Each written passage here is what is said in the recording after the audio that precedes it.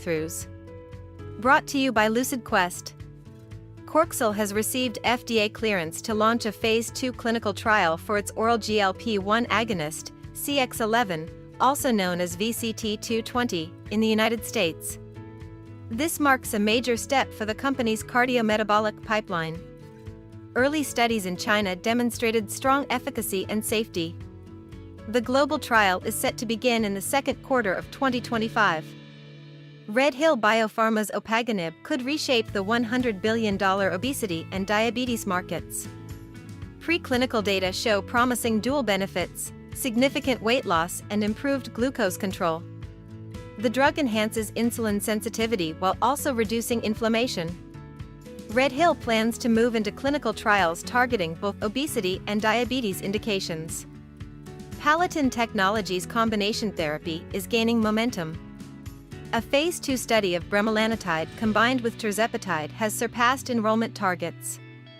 Preliminary data suggest strong appetite suppression and synergistic effects between the MC4R and GLP-1/GIP pathways.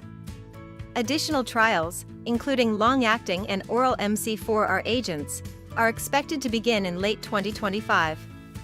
Lilly's once-daily oral GLP-1 candidate, orforglipron, has shown strong Phase 2 results. Participants experienced up to 14.7% weight loss. The drug's safety profile was comparable to injectable GLP-1 therapies, with mostly mild gastrointestinal side effects. Lilly anticipates filing for regulatory approval by the end of 2025. In a strategic setback, Pfizer has halted development of its oral GLP-1 drug, danuglipron, after a trial participant experienced a potential liver injury. This follows Pfizer's earlier decision to discontinue the twice-daily version due to tolerability issues. The company will now refocus on alternative obesity drug candidates. Lilly's Zepbound has received regulatory approval in Japan for the treatment of chronic obesity. The once-weekly injectable targets both GIP and GLP-1 receptors and enters a market currently led by Novo Nordisk's Wegovy. The approval marks a significant step in Lilly's international expansion. Novo Nordisk is partnering with the city of Asahikawa in Japan's Hokkaido Prefecture to launch a public health initiative targeting obesity. The program focuses on early detection and care for individuals with high BMI. It aims to become a national model for comprehensive obesity prevention and intervention. US-based firm Kailera is making a major bet on China's emerging obesity drug market. The company has licensed 4 anti-obesity compounds from Chinese pharmaceutical developers in anticipation of semaglutide's patent expiration in 2026.